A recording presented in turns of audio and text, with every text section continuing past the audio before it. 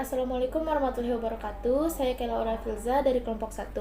Hari ini saya beserta teman-teman saya akan melakukan presentasi tentang ketergantungan antar ruang.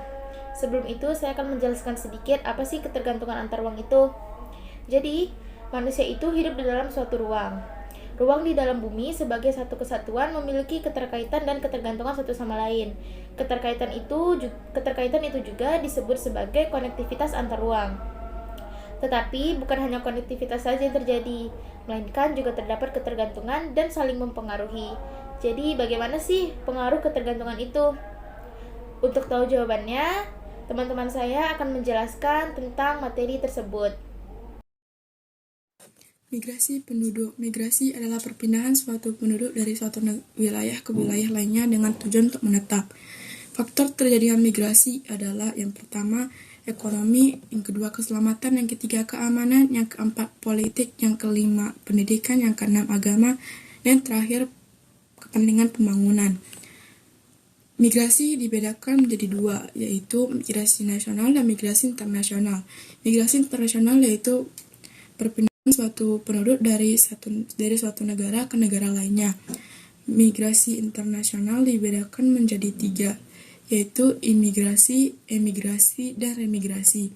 Imigrasi adalah suatu penduduk yang masuk dalam suatu wilayah. Orang yang melakukan imigrasi disebut imigran. Yang kedua, emigrasi. Emigrasi adalah suatu penduduk yang keluar dari suatu wilayah. Orang yang melakukan emigrasi disebut emigran. Yang terakhir adalah remigrasi. Remigrasi adalah seorang imigran yang pulang kembali ke tempat asalnya. Jadi kayak misalnya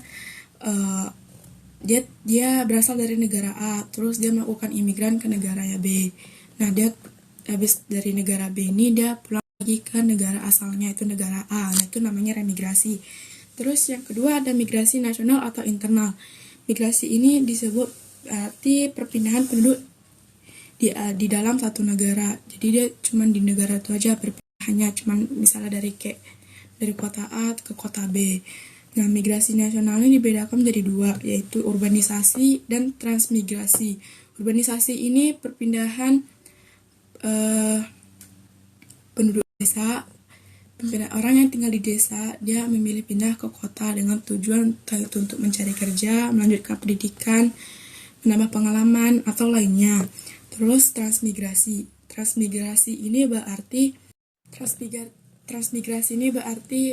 orang yang tinggal di kota dan memilih untuk pindah ke tempat yang lebih sedikit penduduknya, kayak misalnya di pedesaan.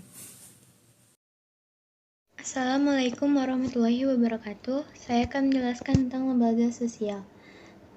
Pengertian lembaga sosial adalah lembaga sosial merupakan sistem sosial yang diciptakan melalui adat istiadat dan disesuaikan pada setiap daerah yang berfungsi untuk mengatur pola maupun serangkaian tata cara agar tercipta suatu hubungan bermasyarakat yang memiliki satu tujuan utama. Peran dari lembaga sosial ialah menjaga keutuhan masyarakat, memberikan pengarahan kepada masyarakat untuk mengadakan sistem pengendalian sosial. Jenis-jenis dari lembaga sosial ialah lembaga keluarga, lembaga agama, lembaga ekonomi, lembaga pendidikan, dan lembaga politik dan hukum. Contoh dari lembaga sosial, misalnya di lembaga pendidikan terdapat TK, SD, SMP, SMA, dan SMK. Di lembaga ekonomi terdapat Kementerian Perdagangan, Kementerian Pertanian, dan Kementerian Perikanan. Di bidang agama terdapat Majelis Ulama Indonesia dan Persekutuan Gereja-Gereja Indonesia. Di bidang politik ada MPR, DPR, MA, dan MK. Pengaruh dari ketergantungan antar ruang terhadap lembaga sosial adalah terjadinya konektivitas dan saling ketergantungan antara lembaga sosial satu dengan lainnya. Sekian yang bisa saya sampaikan. Mohon maaf jika ada salah. Assalamualaikum warahmatullahi wabarakatuh.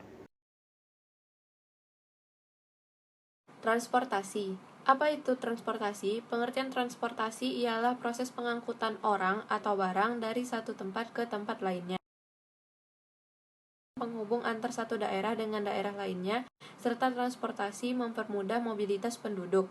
Jenis-jenis transportasi ialah satu transportasi darat. Transportasi darat ialah transportasi yang bergerak di daratan. Transportasi darat mengalami kemajuan yang sangat berarti. Contohnya ialah efisiensi penggunaan bahan bakar. Contoh nyata yang dapat kita lihat ialah sekarang banyak kendaraan yang diciptakan dengan penggunaan bahan bakar yang lebih hemat. Contoh-contoh kendaraan transportasi darat ialah mobil, motor, sepeda, kereta api, dan lain sebagainya. 2. Transportasi laut. Dilihat dari ketampakan alam Indonesia yang maritim dan terdiri atas banyak pulau, maka transportasi laut merupakan cara yang paling tepat. Dengan adanya transportasi laut, kita dapat menghubungkan antara satu pulau dengan pulau lainnya, serta kita juga dapat menggali potensi yang ada di lautan. Contoh kendaraan atau transportasi laut yang kita gunakan sekarang ialah kapal. 3. Transportasi udara. Dengan adanya transportasi udara, daerah-daerah yang sangat sulit dijangkau seperti Papua dapat dengan mudah digali potensinya. Selain itu, transportasi udara juga memudahkan kegiatan mobilitas karena efektivitasnya yang sangat cepat. Terakhir, peranan sarana transportasi pada ketergantungan antar ruang. Dapat diketahui bahwa kebutuhan manusia akan selalu meningkat, sedangkan ketersediaan sumber daya alam tidak selalu dapat mencukupinya. Oleh karena itu, manusia akan selalu mencari cara agar dapat menutupi atau mencukupi kebutuhan tersebut. Oleh karena itu, untuk menunjang interaksi tersebut, dibangunlah sarana dan prasarana transportasi yang memadai. Baiklah, segini saja yang dapat kami sampaikan.